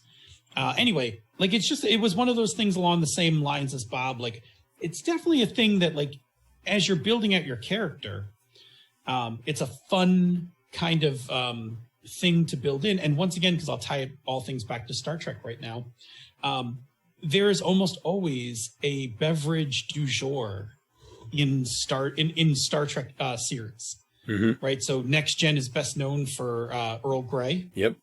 Tea Earl Grey hot. In DS9, it's Rectigino, right? Klingon coffee. And in Voyager, it's coffee. Captain Janeway is a staunch coffee drinker. She always has her Voyager mug, the steel mug that's always in either her ready room or with her on the bridge. So it is a thing you should give some thought about if you're trying to round out your character. What's a thing that your character likes? What's a treat? What's a beverage that they're known for? Cool. Cool. Jerry, kick it to you, and then we'll right. roll on out of here. I've been delving into old role-playing games, dead games, getting the urge to play a bunch of one-shots, things like Star Frontiers. We talked about Mega Traveler the other night, and I remembered how much fun that was to play little one-shots. MERP, Middle-earth role-playing, had some really fun Peel adventures. I loved Mechton Empire, and I still love me some Favorite Marvel. But one of the things I talked about, because talking to a couple people who are designing games, and realizing that some of the things we're seeing in new game designs are using the feel of old school games in the new adventures. Things that were new back then being used today.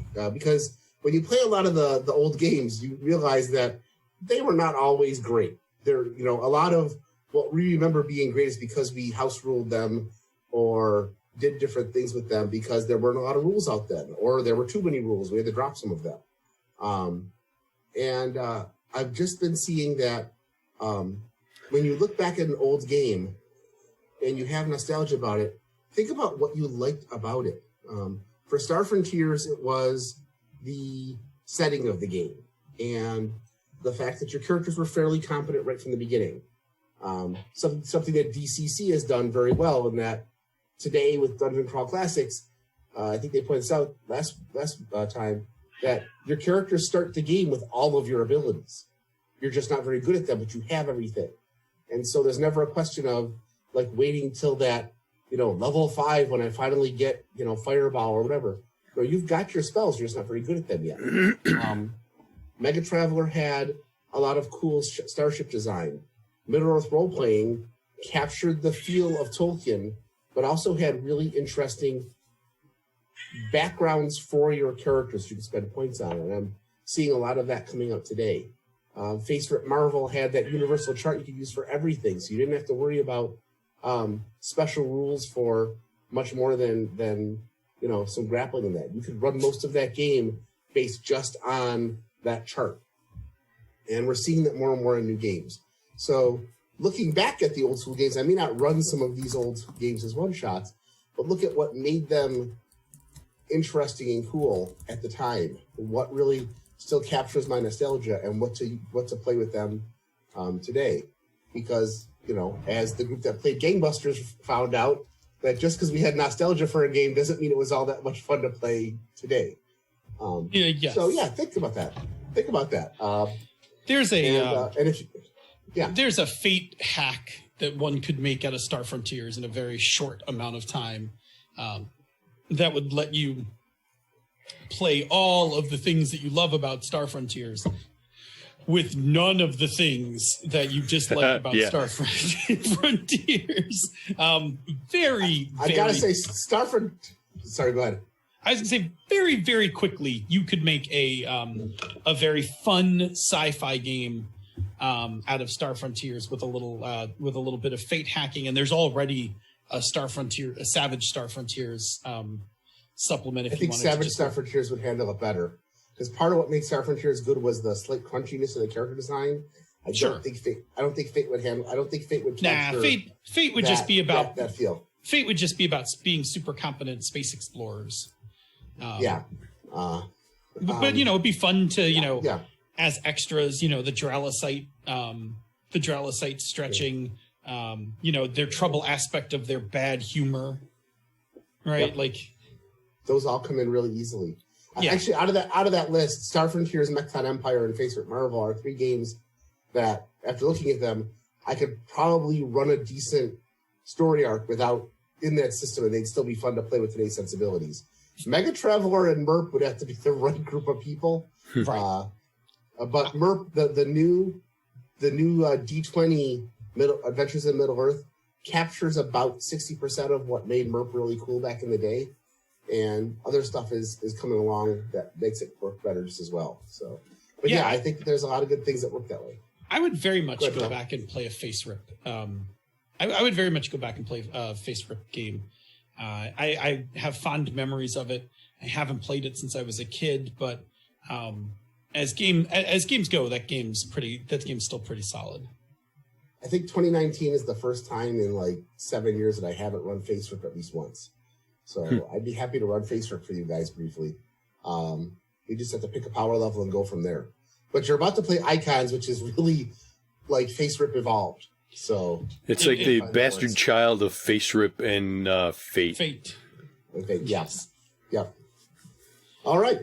Good. All right, so that is the Salon. The Salon is where we take our actual daily lives, the games we're playing, the things we're watching, and other things going on in our lives, and relate them back to gaming. It's our lighter topic, designed so that Phil does not have to write a full-on script each week, which right now Phil appreciates greatly while spoons are at a premium. So I wanted to mention that. I'm just going to mention one more thing. I didn't mention it in the announcements, but I'll mention it before we cut over to the conversation corner. The 23rd, we may be missing an episode. I'm not going to commit to it yet or not, but I'm starting to pin down a very large work effort that I need to do for my day job. That's going to be the entire week of the 22nd. That Monday all the way through Sunday. And it's possible that I'll be working night hours, mornings, through lunches, all of that for like a week. So I'm not making any commitment that we will be canceling the show, but I'm just going to tell you that if for some reason you see a cancellation for the show, it will be totally my fault, because I will be slogging through a bunch of work stuff. We may have it. I may try to line up maybe a guest third to join you on the show that evening. Yeah, so we'll talk about it and figure out what we're going to do. I just wanted to prep people for that, because we're definitely getting. I'm definitely seeing the stars aligning for this project, which is great, because it's been like almost a half a year of planning that it's about to come down to execution. Yeah. I will also lastly mention, for those that listen to Pandas, there will be no Pandas episode this week, although by the time you hear this episode, I think you will have figured out there won't be a Pandas episode, because this one drops after Pandas. But last night was a kind of rough night, and instead of recording, a bunch of us all got together on Zoom, hung out, and shared the space together, and just was present for each other last night, instead of just Senda and I going off and recording. So it just wasn't really a night that I was into, getting on the mics and being cheerful. Yeah. Okay. That said, all of that wrapped up, Bob, hit the button and take us to the conversation corner. Oh, conversation corner.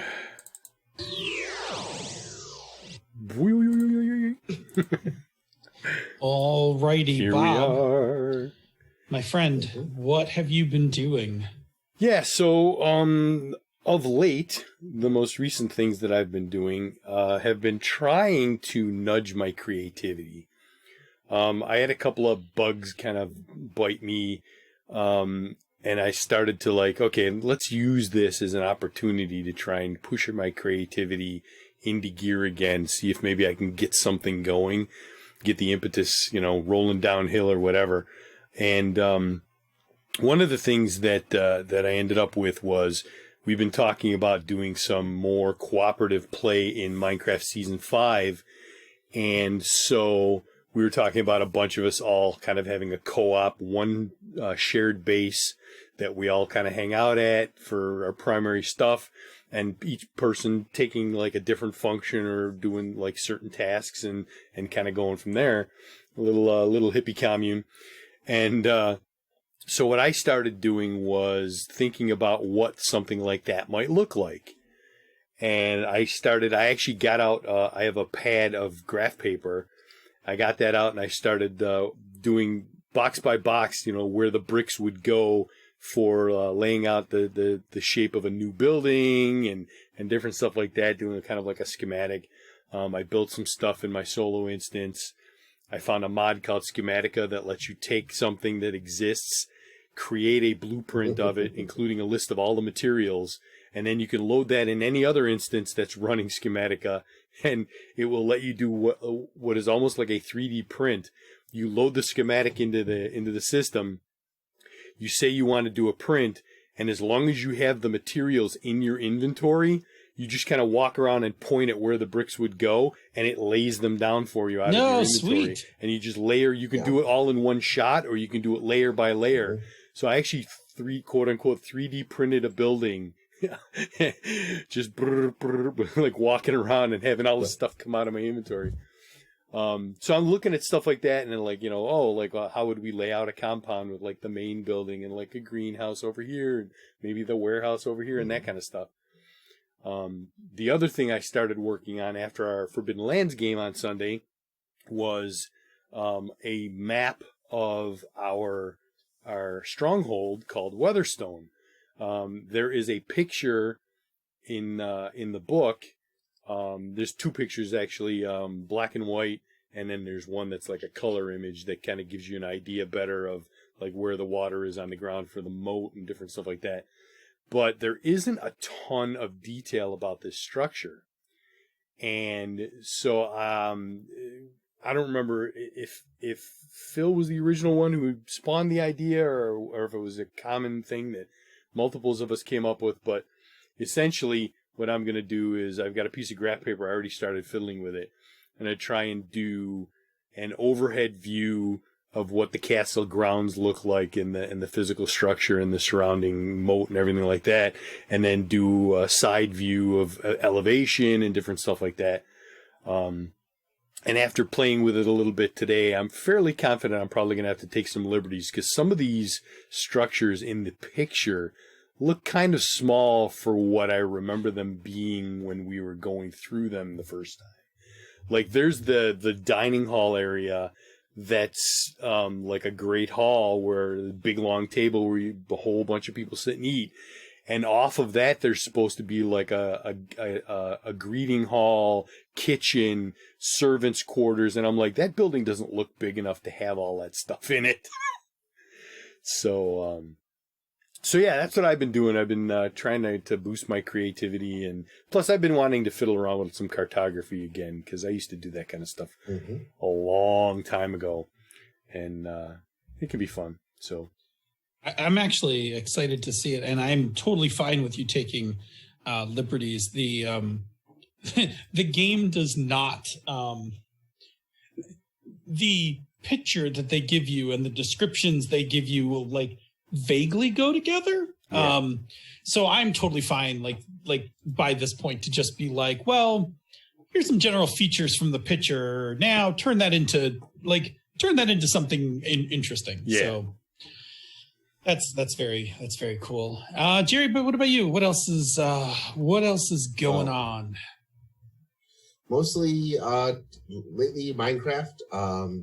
The great metropolis. Bob and I, if you haven't been following, Bob and I ended up setting up bases that were reasonably close to each other. They were a couple hundred blocks away from each other with a hill in between. That hill is gone. And as we began to build, we were very conscious to build in opposite directions away from each other, and then decided to work on a joint project. And Bob showed me how to use capsules to steal buildings from other places. And since then, we went from each of us had a base, 3 or 4 outbuildings, and about 7 to 10 small buildings that were part of our area. There are now over 200 buildings in our metropolis. We have temples to 7 different religions from different things. We've got floating buildings. We've got a giant Thundercat temple. We've got a marina with 4 pirate ships. We've got marketplaces. We have individual neighborhoods that the villagers that live there actually will move from area to area in that neighborhood. We have the marina where apparently it's spring break. Yep. And a host of other different things like wells and lamps and different just random structures. Yeah.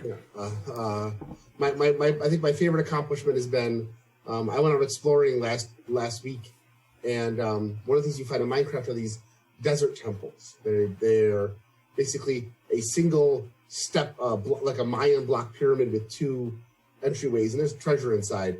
I stole 3 of them plus a full pyramid, assembled them into one giant palace that's basically a small town in and of itself. It's got about 40 people living in it. Yep. With shops and everything.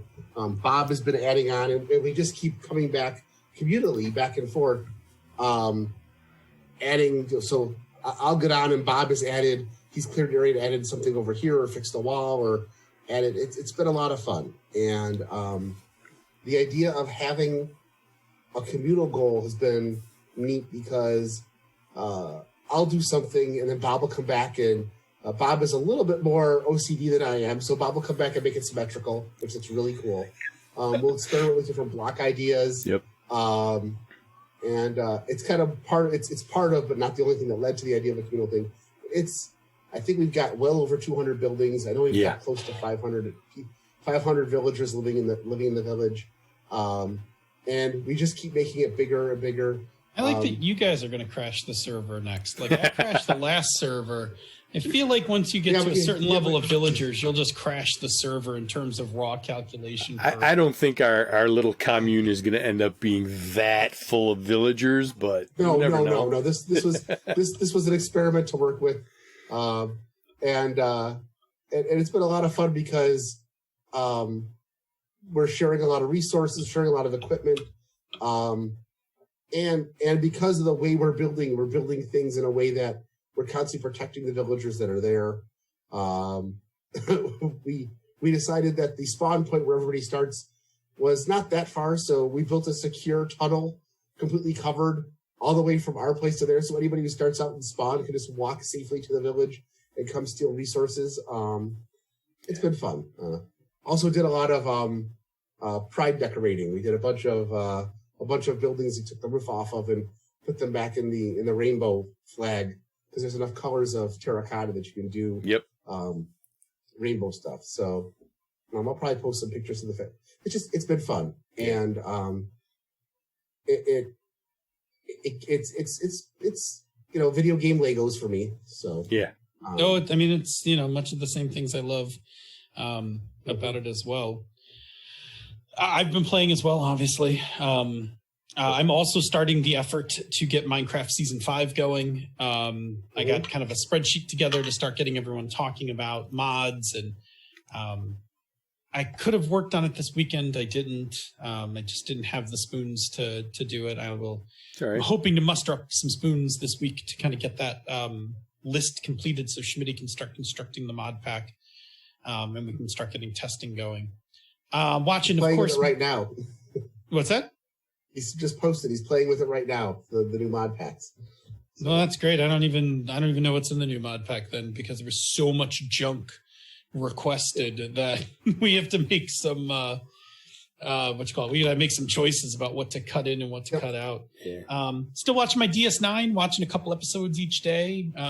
Still loving it. Boy, that show is good. And I watched something really interesting. I saw a story about the reason why Voyager and DS9 were so different has a lot to do with the showrunners. And I forget the head showrunner of all of the Star Trek shows despised serial storytelling. He just wanted episodic stories.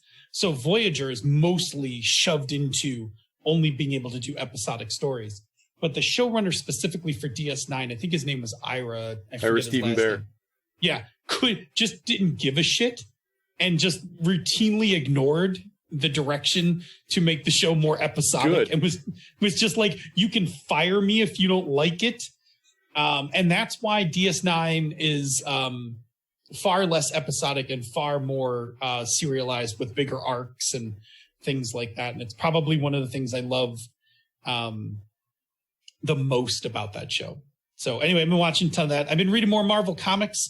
I've got like a nice little rotation going of like all the new X titles. I'm on Unlimited, so I'm reading everything like however, what is it, like 6 months lagged or whatever.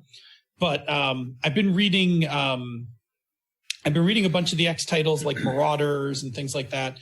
I've been reading Future Foundation, which I really like because what is it? Lightspeed, Julie Power, and falls in love with Ricky Barnes? Yeah, the nomad from another timeline. Yes. From another, it's such universe. just a great little story there. I've been reading Future Foundation. It's cool. So it was originally a spinoff before Secret Wars. It was a spinoff of the Fantastic Four where Valeria, Franklin, and a few others were being taught by Reed and a couple of other people. And it picked up again after the Fantastic Four returned to Earth.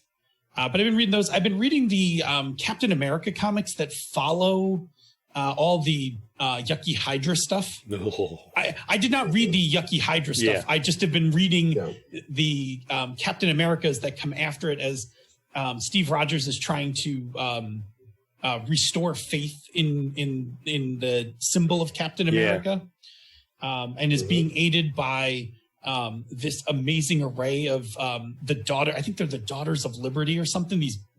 It's like Misty Knight and Sharon Carter, and like it's just this like amazing collection of like really badass women who are kind of helping Steve get his shit back together. They've helped break him out of prison, and they've been running intel for him and stuff like that. It's pretty good. So yeah, I've been reading a bunch of Marvel comics. I still enjoy those greatly. Worked on the Star Trek list recently. That was a lot of fun, actually going through all the TNG episodes and kind of narrowing down. And even as I say it, I have the list done, and I don't feel like I did the Romulans enough justice. So I may do a supplemental where I just do like 10 episodes dedicated to the Romulans later. That's cool.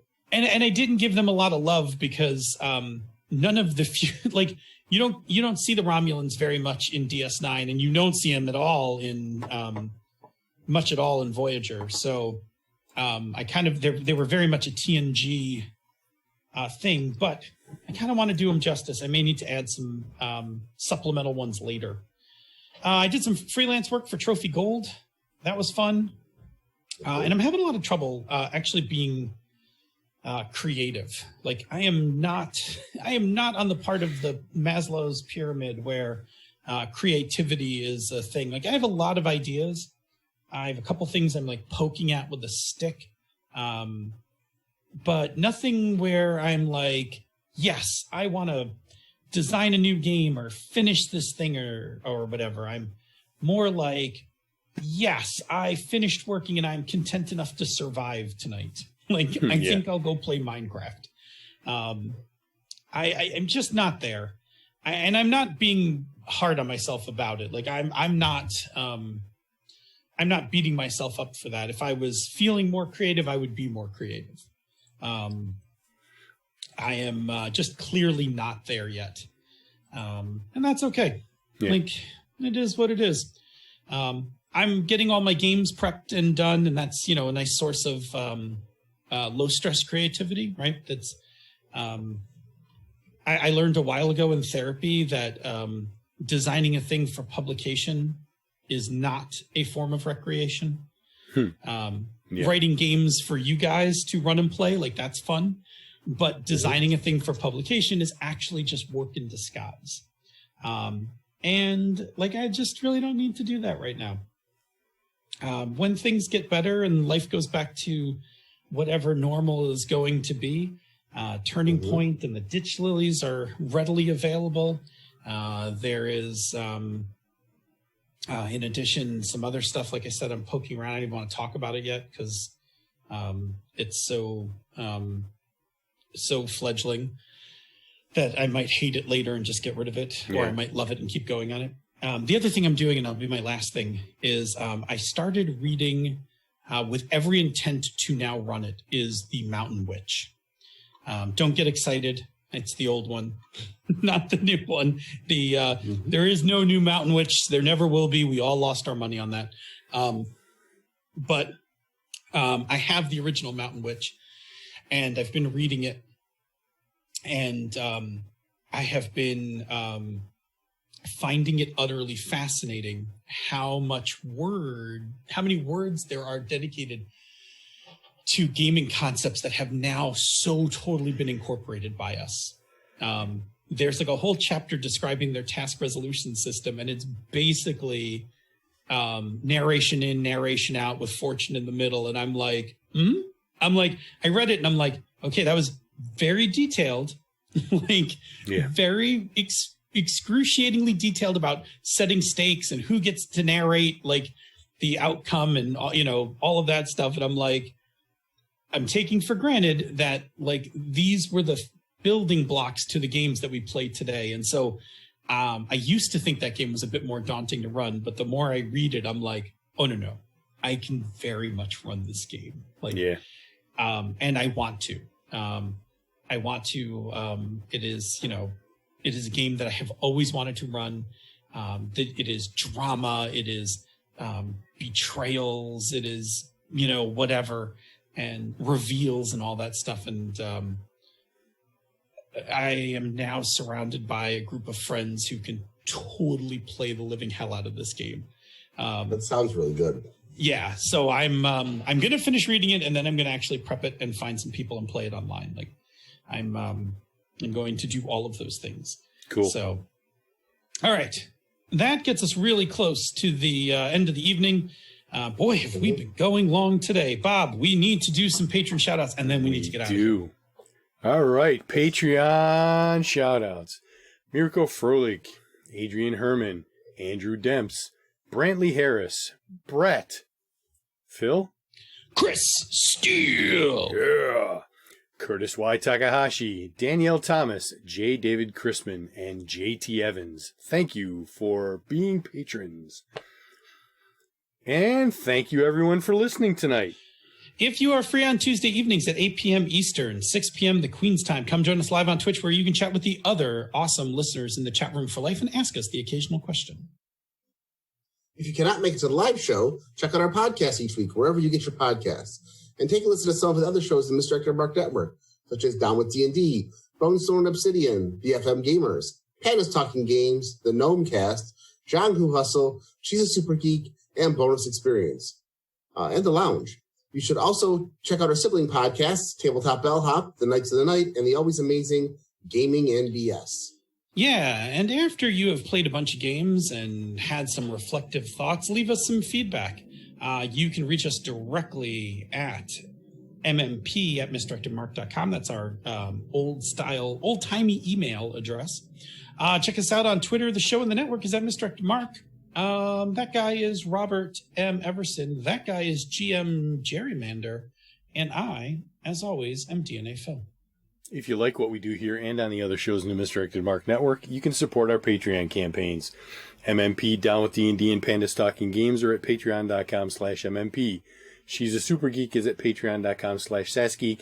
Zhenghu Hustle is at patreon.com/Zhenghu Hustle. And Bonus Experience is at patreon.com/Bonus Experience. Patrons of MMP Down with D&D and Panda Talking Games get access to the after show, pre-production show notes, musical parodies, the Panda Talking Games bonus outtakes, and other special releases. This has been a Misdirected Mark production, the media arm of Encoded Designs. Mic drop! We out.